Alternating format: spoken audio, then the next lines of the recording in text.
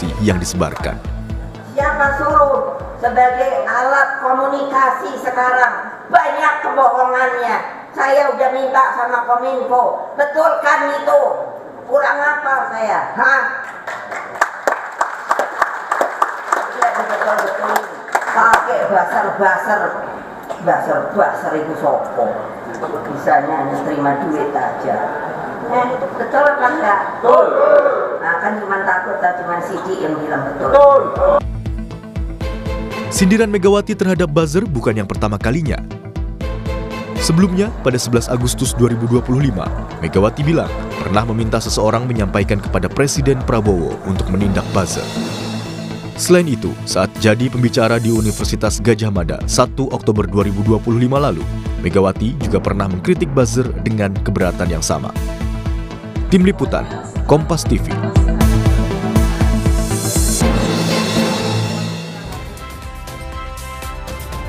Ketua Umum PDI Perjuangan Megawati Soekarno Putri sudah beberapa kali menyindir buzzer dan meminta buzzer ditindak. Seberapa besar dampak buzzer menggiring opini publik terhadap sebuah partai dan apa hanya di momen-momen tertentu saja? Kita bahas bersama juru bicara PDI Perjuangan Guntur Romli. Selamat pagi Mas Guntur. Selamat pagi, Assalamualaikum. Waalaikumsalam, terima kasih Mas Guntur sudah bergabung di Dialog Sapa Indonesia Pagi dan senior analis drone emprit Nova Mujahid. Selamat pagi Mas Nova. Pagi Mas. Terima kasih Mas Nova juga sudah bergabung di Dialog Sapa Indonesia Pagi pada hari ini. Saya ke Mas Guntur Romli terlebih dahulu. Mas Guntur, bagaimana Anda melihat Ibu Mega sudah beberapa kali memprotes kehadiran buzzer ini? Ada apa sebenarnya dengan kehadiran buzzer ini? Begitu mengganggu sekalikah Bu Mega dan juga PDIP? Ya, terima kasih. Pertama, apa yang disampaikan oleh Ibu Megawati Soekarno Putri terkait fenomena buzzer yang berbahaya itu, buzzer yang menyebarkan hoax, kebohongan, melakukan pembunuhan karakter, melakukan pecah belah, adu domba. Dan Ibu Megawati sendiri itu menjadi target dari serangan-serangan buzzer yang menyebarkan hoax dan kebohongan itu. Ya. Kalau kita misalnya googling saja hoax tentang Megawati Soekarno Putri, pasti ada versi hoax terbaru itu. Misalnya Ibu Megawati yang difitnah marah kepada Menteri Keuangan Purbaya. Ya. Itu kan hoax yang sekarang beredar. Ya. Dan itu juga disebarkan oleh buzzer. Ya. Atau sebelumnya ada fitnah kepada Ibu Megawati dipanggil oleh Prabowo terkait kasus korupsi. Atau dipanggil oleh KPK. Ya, atau dituduh sebagai dalang demo akhir Agustus. Jadi kalau kita cek di Google bahwa banyak sekali hoax-hoax yang disebarkan oleh buzzer terhadap Ibu Megawati Soekarno Putri dan kepada PDI Perjuangan. Dan itu selalu munculnya berasal dari media sosial. Ya. Karena kami memang memberikan laporan secara lengkap ya terkait pemantauan media dan juga media sosial ke internal, apa saja hoax-hoax yang menyerang partai, yang menyerang Ibu Ketua Umum, yang menyerang Mbak Puan sebagai Ketua DPR, yang menyerang Sekjen, dan kami identifikasi bahwa hoax-hoax tersebut digerakkan secara terorganisir, secara profesional, dan tentu saja ini bukan gratisan, tapi ada upaya sistematik untuk membunuh karakter Ibu Megawati dan membunuh partai. Ya. Oke, Mas Guntur, berarti menyerang secara personal sekaligus juga fitnahan atau hoax berita bohong itu ya, yang dilakukan buzzer ini ya? Betul, dan itu digerakkan secara organisir ya. Misalnya di TikTok saat ini muncul kampanye hitam yang mendiskreditkan Presiden Soekarno. Ya, dengan isu-isu ya tentu saja tidak bisa dipertanggungjawabkan. Ya. Karena inilah yang menjadi keresahan Ibu Megawati sendiri. Begitu. Saya ke Mas Nova. Mas Nova, apakah betul dengan kegelisahan yang disampaikan oleh Mas Guntur Romli terkait dengan serangan kepada Ibu Ketua Umum dan juga partainya sendiri? Ya, keresahan yang disampaikan Bu Mega dan tadi yang sudah dielaborasi oleh Mas Guntur itu sebenarnya berdasar. Karena kalau kita lihat dalam seminggu terakhir saja, konten-konten, komentar-komentar negatif terhadap PDIP dan Ibu Mega itu cukup ramai di media sosial. Memang tidak setinggi percakapan, tidak terlalu tinggi ya, tidak setinggi sampai puluhan ribu gitu. Ya. Catatan kami ada lebih dari 3.900 dalam seminggu itu untuk untuk PDIP dan Bu Mega saja sudah cukup tinggi. Tetapi yang menarik menurut kami adalah interaksinya yang cukup tinggi. Dari 3 ribuan itu interaksinya mencapai lebih dari 14 juta. Ya. Nah, kalau kita lihat interaksi tertingginya di mana, isinya itu ada pada komentar, selain juga share ya. Lalu kalau komentar memang seperti apa? Di situ ada justru sebagian besar komentarnya itu adalah kontra atau negatif terhadap pernyataan-pernyataan Bu Megawati. Lalu ada upaya untuk mendegradasi PDIP juga Pak Soekarno kayak seperti itu. Ya. Ini banyak sekali di kolom komentar. Nah, kalau kita lihat telisik lebih jauh lagi, siapa sih yang terlibat dalam percakapan bernada negatif ini kepada PDIP dan Megawati? Memang mereka kebanyakan memiliki karakter yang khas ya. Misalnya followernya tidak terlalu tinggi. Lalu kalau kita lihat variasi akunnya juga sangat beragam. Artinya beragam itu satu hari mereka berbicara tentang jualan produk A, satu hari mereka bicara tentang kecantikan, dan pada hari berikutnya mereka berbicara tentang Megawati. Oke, Mas Nova, sorry, saya potong. Apakah Anda mau bilang bahwa sebenarnya ini bersifat robot atau organik, ada manusia yang menggerakkan itu? Meskipun bot itu harus tetap ada manusia yang menggerakkan, Mas. Ya. Ya, jadi tidak sepenuhnya, memang tidak semua akun yang digerakkan atau tidak semua akun yang berbicara negatif terhadap Ibu Megawati dan PDIP, tidak semuanya adalah akun-akun bot. Tetapi akun-akun yang kecenderungannya ini memiliki akun-akun yang yang punya kecenderungan untuk diberikan perintah seperti itu. Oke, isi serangannya apa, Mas, ke Bu Mega? Macam-macam. Saya kira kalau narasi tadi Mas Guntur sudah banyak sampaikan. Ya. Saya ingin bicara tentang polanya atau narasi sedikit saja ya. Misalkan ada 3 yang paling banyak dibicarakan. Misalkan tentang si Padan Ligitan, itu sudah tentu tuh. Lalu juga tentang narasi keterkaitan PDIP atau Ibu Megawati dengan judi online.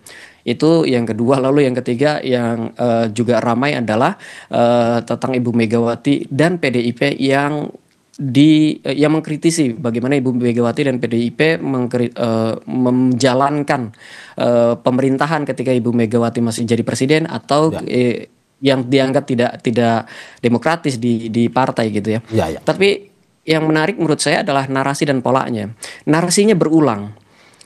Semisal narasi A disampaikan di kanal A dan ini kemudian narasi yang sama disampaikan di kanal B, di kanal C, dan seterusnya. Jadi tidak ada narasi yang cukup kaya ya. Narasinya itu aja, tidak ada yang baru kayak gitu. Oke, Anda mau bilang bahwa narasinya tidak baru, yang penting ramai saja di media sosial ini ya? Kira-kira begitu, Mas. Oke, saya ke Mas Guntur Romli. Mas Gun, Ibu Mega sempat mengatakan bahwa buzzer ini biasanya terima duit saja. Apakah kita bisa mengartikan bahwa ada yang mengorkestrasi buzzer tersebut? Ya, tentu saja kami yakin, Mas, bahwa ketika kami melihat bahwa serangan itu secara sistematis, kemudian seperti yang sampaikan Mas Nova tadi, bahwa itu hanya konten satu yang diulang-ulang. Jadi buzzer ini kan semacam melaksanakan apa yang pernah diucapkan oleh Menteri Propaganda Nazi Hitler ya, Goebbels, itu yang bilang bahwa kebohongan yang diucapkan berulang-ulang suatu saat akan dianggap sebagai suatu kebenaran. Nah, fungsi buzzer itu menyebarkan kebohongan dan diulang terus agar suatu saat dia dianggap sebagai kebenaran. Dia benar-benar usaha untuk mendoktrin ya masyarakat. Padahal hanya satu isu. Dan kalau kita melihat ya bagaimana akun-akun yang sebelumnya dia jualan, nggak bicara politik, tiba-tiba komen secara aktif, komen-komen politik di mana-mana. Dan kalau kita buka, Mas, website itu kan ada agensinya sendiri untuk bikin komen.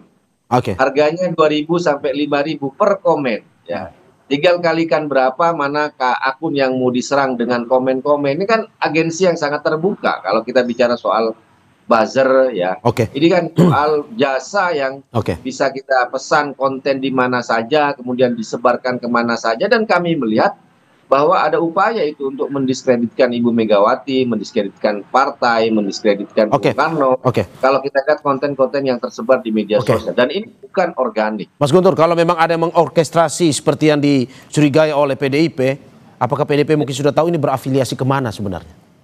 Ya kalau kami melihat ketika satu dua katakanlah ada konten yang kami laporkan, kemudian juga tidak ada tanggapan ya, kami melihat ini ada upaya bahwa ada backing ya dari kelompok tertentu yang mungkin punya jaring-jaring kekuasa ya, di pemerintah saat ini ya, karena berada di pemerintah saat ini?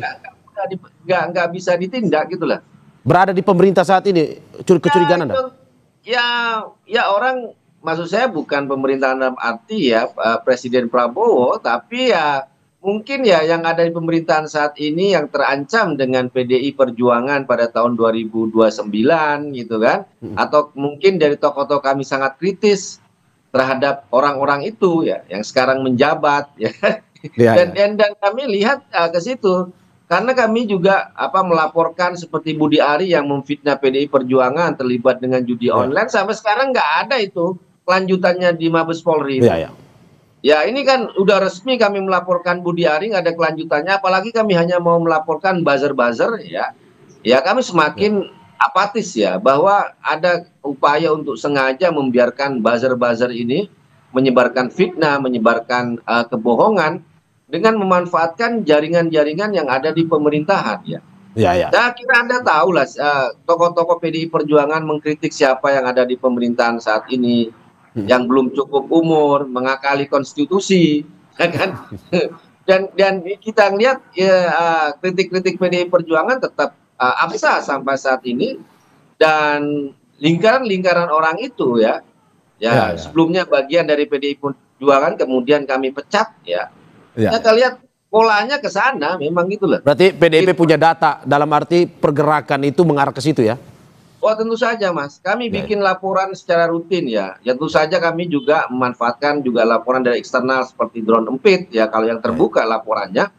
Tapi kami memantau media dan juga media sosial ya, khususnya hoax-hoax itu yang diproduksi, polanya itu kemana kan kelihatan Mas. Ada akun yang memuja-muja keluarga yang mengaku sebagai Raja Jawa ya kan, tiba-tiba dia menyerang, menyebarkan hoax terhadap PDI Perjuangan. Nah kan kita lihat polanya kan kelihatan dari setiap akun itu. Dan itu kelacak gitu kan. Kemana dia arah dukungannya ya kan, kemudian kemana dia menyebarkan hoax dan fitnah itu terlacak, sangat mudah Mas. Saya ke Mas Nova. Mas Nova, apakah betul memang ada yang mengatur serangan-serangan ke PDIP maupun juga ke Ibu Ketum? Kalau dilihat tadi narasi dan polanya memang yang berulang seperti itu, agak sulit mengatakan kalau ini tidak teratur, tidak terkoordinasi. Karena ciri-cirinya itu sahih sekali, sesuai dengan ciri-ciri aktivitas yang terkoordinasi. Itu tadi ya, narasinya berulang kayak gitu, tidak ada kekayaan narasi. Lalu juga kebanyakan coba memancing emosi tenimbang berdiskusi kayak gitu. Ini pola-pola yang sangat berulang. Lalu juga kalau kita lihat siapa-siapa saja akun-akun yang berbicara misalkan, itu ya patternnya itu masih dari tahun 2019, 2024 kemarin itu berulang sama gitu. Jadi agak sulit kalau mengatakan ini tidak ada yang mengorkestrasi. Tetapi mungkin pertanyaannya seberapa besar orkestrasinya. Nah kalau ini yang dibicarakan, kalau itu yang ditanyakan misalkan akan sangat sulit ya untuk mengatakan berapa persen atau berapa banyak yang terlibat dalam orkestrasi, karena ada juga akun-akun yang kita lihat memang adalah akun-akun biasa, akun-akun organik yang terlibat dalam percakapan ini. Kemudian pertanyaan berikutnya, apakah akun organik ini yang mendorong apakah akun organik ini ketika terlibat dalam percakapan itu karena dia mengikuti arus yang sudah terlanjur ada, ataukah dia yang mendesain percakapan itu? Saya kira kebanyakan memang mengikuti arus percakapan yang sudah terlanjur terjadi. Mas Nova, apakah memang ini bagian dari residu Pilpres ataupun Pilkada atau pertarungan politik kemarin? Kami melihat memang seperti tadi yang disampaikan Mas Guntur itu ada seperti itu. Oke, dan apa maksudnya sebenarnya? Kan ini sudah selesai. Kalau misalkan tadi menyerang PDIP atau Ibu Ketua Umum, apa sebenarnya yang bisa Anda baca, analisis? Maksudnya untuk apa? Iya, saya kira begini ya. Pernyataan-pernyataan seperti ini, pernyataan yang negatif kepada Ibu Mega itu biasanya muncul ketika ada seperti yang tadi disampaikan juga, ketika ada kritik terhadap satu pihak tertentu ketika ada kritik atau ketika ada kebijakan-kebijakan yang dinilai tidak selaras gitu dengan garis partai gitu ya, garis ke ini partai. Nah, ketika itu terjadi biasanya komentar-komentar negatif, postingan-postingan negatif ini muncul. Jadi saya kira kalau dianalisa apa sih yang melatar belakangnya itu, balik lagi ke situ tuh Mas. Apa yang dilakukan oleh PDIP, apa yang dilakukan oleh Megawati, direspon dengan cara-cara yang seperti itu, dengan cara-cara ada misinformasi, ada disinformasi, ada framing negatif dan sebagainya.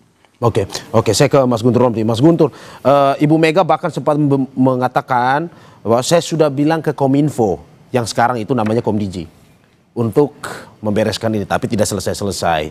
Nah, kalau misalkan dari apa yang diketahui oleh PDIP, ini tidak selesai karena memang tidak selesai atau karena susahnya membereskan buzzer ini? Ya, kalau kami kan memang ada kesengajaan untuk dipelihara, Mas, buzzer itu ya. Ya, dengan tujuan apa ekonomis, apa untuk membuat pecah belah, untuk polarisasi politik gitu ya. Dan juga ya kami ya menduga mereka juga punya jaringan-jaringan kekuasaan saat ini yang mungkin dijadikan buzzer sebagai alat untuk mendiskreditkan partai kami ketika ini menjadi ancaman untuk 2029 ya. Yang sakit hati yang mereka yang dipecat dari PDI Perjuangan yang sekarang punya kekuasaan di pemerintah saat ini. Dan sangat kelihatan Mas, misalnya kita contoh aja lah, kalau di X itu kan sering pakai hashtag untuk menyerang partai. Kan hashtag itu kan tinggal kami tanya aja ke EI-nya X, Grok gitu kan. Hashtag ini siapa yang membuat memviralkan, kan udah langsung muncul tuh data-data akunnya, kemudian berapa persen botnya dan sebagainya. Dan itu terkonfirmasi ya. Itu kalau paling enak sih kalau kita itu mengecek ya, kalau drone emprit kan punya alat yang canggih, tapi kalau saya sederhana aja di X saja pakai aja Grok gitu. Kalau ada hashtag ya, kita coba teliti mana yang organik, mana yang bot. 80%, 90% serangan pakai Mas Guntur, pada perjuangan itu hoax, itu dari bot. Kalau misalkan sudah, ini closing statement ya, kalau misalkan sudah sangat-sangat mengganggu, apa yang akan dilakukan PDIP ke depan? Singkat saja. Tentu saja kami lebih kepada edukasi digital, Mas. Seruan Ibu Megawati ya, dan membawain kepada persoalan publik agar kita bisa berdiskusi tentang bahaya buzzer. Tidak ujung-ujungnya laporan ke polisi atau pidana, tapi lebih ke bentuk edukasi. Tolong pemerintah juga harus sadar dengan bahaya buzzer ini. Itu sih, Mas. Mas Nova, sedikit singkat saja apa yang harus dilakukan ke depan kalau memang harus memberantas, tapi sebelumnya pencegahannya seperti apa? Singkat saja. Ya, sama, saya sepakat dengan Mas Guntur, edukasi digital itu sangat penting karena yang paling berbahaya dari buzzer ini kan framing negatif serta misinformasi dan disinformasi, dan itu disebar secara masif kayak gitu ya. Dan kalau kita lihat yang paling ramai itu hanya di beberapa kanal saja, ada di Facebook sama ada di TikTok kalau sekarang. Dan dari dua kanal itu yang saya kira butuh PR besar untuk terkait dengan edukasi digital. Terima kasih juru bicara PD Perjuangan Guntur Romli dan juga senior analis drone emprit Nova Mujahid atas apa yang disampaikan. Semoga ini bisa memberikan juga edukasi pencegahan agar buzzer, fitnah dan juga hoax ini tidak terjadi lagi di masa mendatang. Terima kasih sekali lagi Bapak-bapak. Sehat-sehat selalu. Terima kasih. Assalamualaikum.